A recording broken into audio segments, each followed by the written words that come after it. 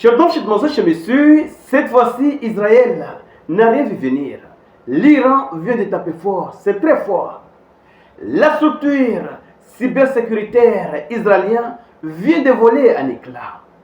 Un groupe cybernétique qui serait lié au ministère du renseignement iranien vient de s'introduire à l'intérieur du gouvernement israélien.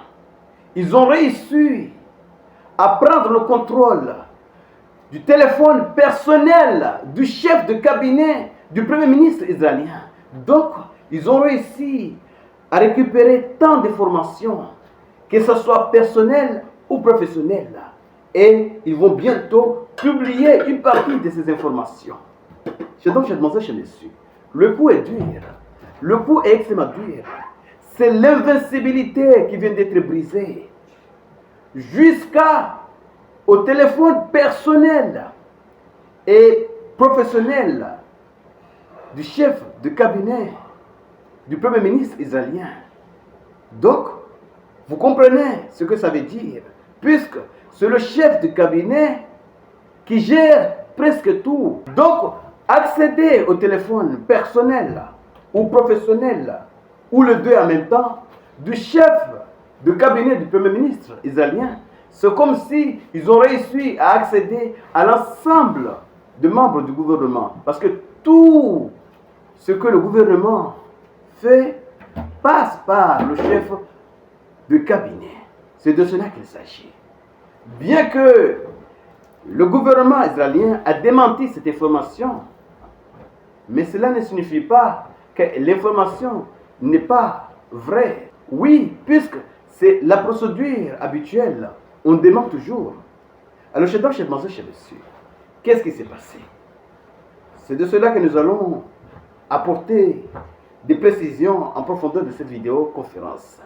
Mais avant d'aller en profondeur, c'est la même chose. Poussez les j'aime, laissez vos commentaires et partagez cette vidéo au maximum. Et ceux qui ne sont pas encore abonnés, n'attendez pas longtemps. Cliquez sur le bouton suivre pour rejoindre votre communauté. Allons-y directement dans les détails. Alors, que dit les sources?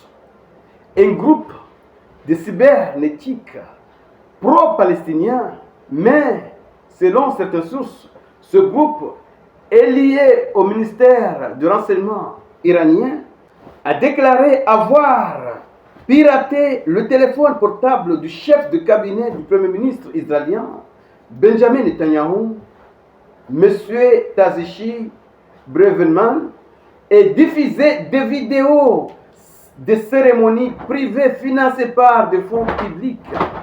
Oui, le gouvernement israélien se trouve dans la merde, puisqu'ils ont même publié des informations selon lesquelles ce chef de cabinet a organisé des cérémonies somptueuses avec l'argent des contribuables. Donc, cela va donner une pression extrême à ce cabinet. En tout cas, ça va jouer dans l'affaiblissement de ce gouvernement au sein de la population, puisque déjà une grande partie de la population est mécontente de ce gouvernement. Ajouté à cette affaire, ça sera un carnage. Pendant que Netanyahou se rend aux États-Unis pour aller demander une autorisation, une aide pour relancer les opérations à Gaza et probablement lancer une opération de grande envergure contre l'Iran, mais cette fois avec l'implication directe des États-Unis, puisque la dernière fois ils ont appris la leçon, les gens commencent à partager des informations comme quoi ce cabinet est corrompu, prennent l'argent des contribuables pour organiser des cérémonies. Alors, partagez cette vidéo au maximum. Oui, pour faire en sorte que ceux qui ne sont pas encore abonnés puissent également bénéficier de ces informations. Et surtout les amis, restez connectés pour la suite des événements.